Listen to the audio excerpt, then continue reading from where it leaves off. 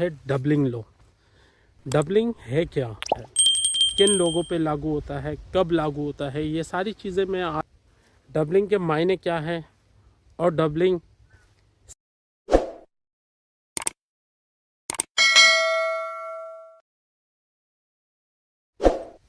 Hello अस्सलाम वालेकुम viewers, मेरा नाम सलमान और आप सब लोगों को मेरे चैनल सलमान डेली व्लॉग में खुशामदीद।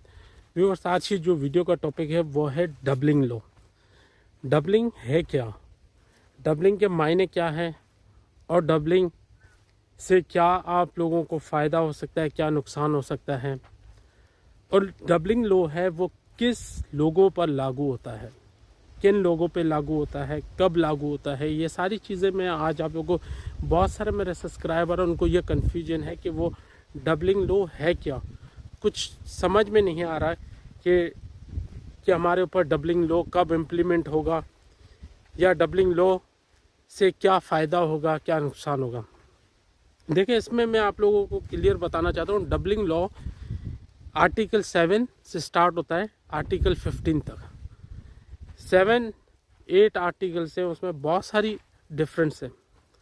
सपोज़ एक जो नाबालिग बच्चा जर्मनी में अजाइलम लेता है तो वो उसमें डबलिंग लॉ में आ जाता है। डबलिंग लॉ में ये होता है कि उस बच्चे का राइट नहीं है, मिसाल के तौर पे कोई डॉक्यूमेंट्स पे साइन करना है, उनके किसी सरपरस्त हो या तो किसी जो उनके रिलेटिव हो, वो जर्मनी में यूरोप में कहीं भी रहते हों, कि उसके डॉक्यूमेंट सारे साइन करें और उस बच्चे के जो भी बच्चे के जो मसाइल हैं उसके लिए किसी पेरेंट्स की ज़रूरत होती है।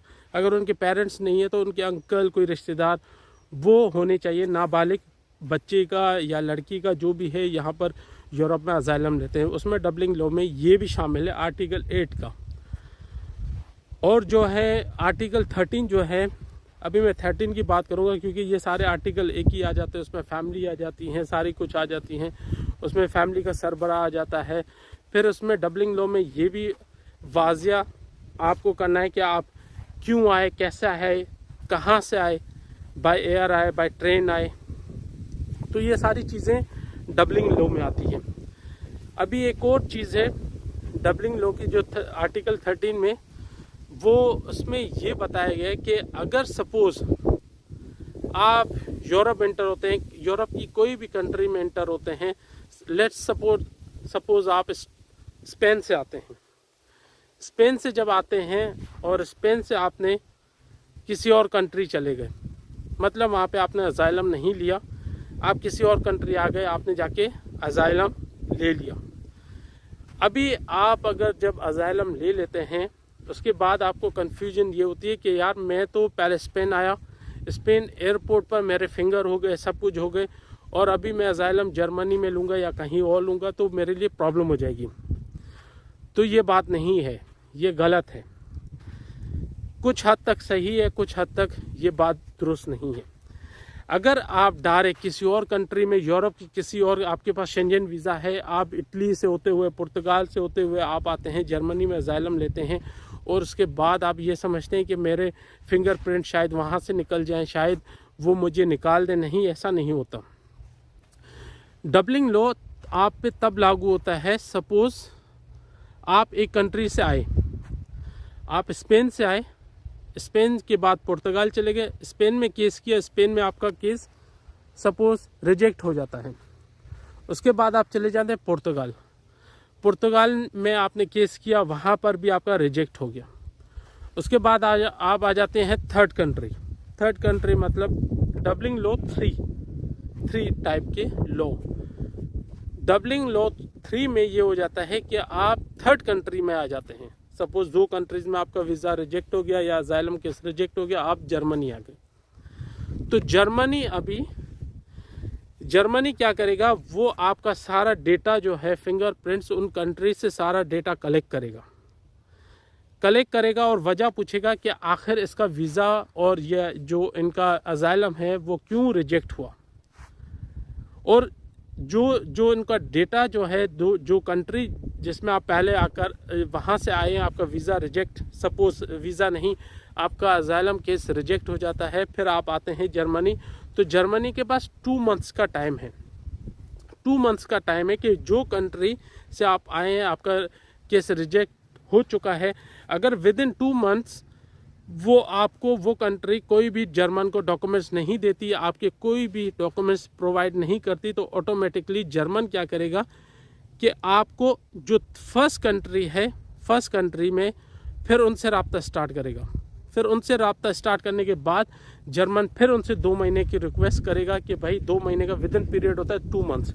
अगर 2 मंथ्स के अंदर फिर उन्होंने कोई डॉक्यूमेंट्स नहीं दिए तो जर्मन आपको आपका असाइलम केस फिर से स्टार्ट करेगा, आपको असाइलम केस मिल जाएगा।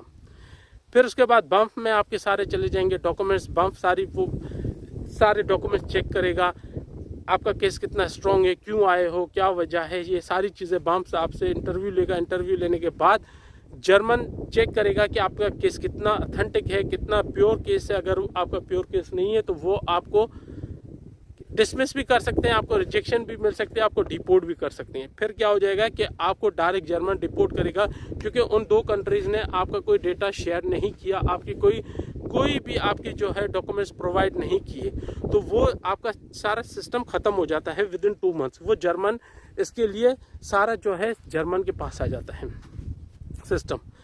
अभी सेकंड ऑप्शन ये होता है कि अगर लेट्स सपोज आप किसी और कंट्री से आते हैं और आप यहाँ पर जर्मनी पहुँच जाते हैं, जर्मनी में आपके सारे डॉक्यूमेंट्स, सपोज आपने वहाँ पर असाइलम केस किया, आपका ख़त्म हो गया, जो भी रिजेक्ट हो गया, जर्मन के पास आते हैं तो जर्मन आपका केस, आपके सारे डॉक्यूमेंट्स चेक करता है, आपके फिंगरप्रिंट निकल आते हैं। अगर आपके फिंगरप्रिंट निकल आते हैं तो जर्मन उनसे कांटेक्ट करता है, वो आपको विद इन वीक के अंदर आपका डेटा शेयर करते हैं, तो जर्मन आपको डायरेक्ट उस कंट्री में डिपोर्ट कर देगा। जिस कंट्री से आपका डेटा मिल गया है वो आपको वहाँ पर डिपोर्ट करेगा। फिर उस कंट्री का ये है कि वो फिर से आपके सारे फिंगरप्रिंट चेक करेगा कि आप फर्स्ट जो आपका जो केस है वो एंट्री कहाँ पर हुई। अगर फर्स्ट एंट्री आपकी पुर्तगाल, सेकेंड एंट्री आपकी स्पेन में हुई और थर्ड एंट्री जर्मनी में, तो जो भी इस विद इन 2 मंथ्स के अंदर जो भी डॉक्यूमेंट्स प्रोवाइड करेगा आपको डिपोर्ट करे। अभी जो थर्ड कंट्री, फर्स्ट कंट्री जो जहाँ पर आप आए थे, अगर उस कंट्री ने कहा कि हम आपको नहीं लेते तो वो आपको डिपोर्ट कर सकता है। और अगर दोनों ही आपको जर्मन को डेटा नहीं देती तो जर्मन का राइट है, जर्मन अगर चाहे तो आपको रख सकता है, अगर जर्मन चाहे आपको डिपोर्ट कर सकता है। यह है डबलिंग लॉ।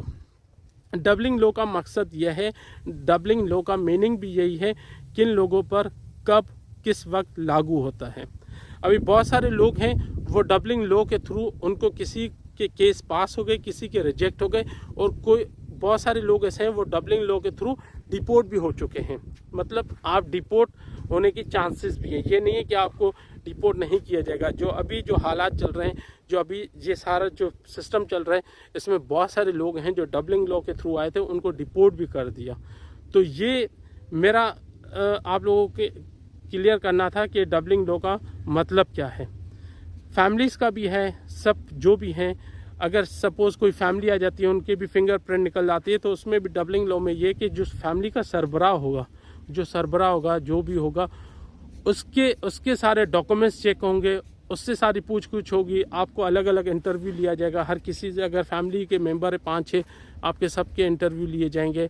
फैमिलीज़ के लिए भी डबलिंग लॉ अलग थोड़ा चेंज है, उसके लिए थोड़ी चेंजेस हैं।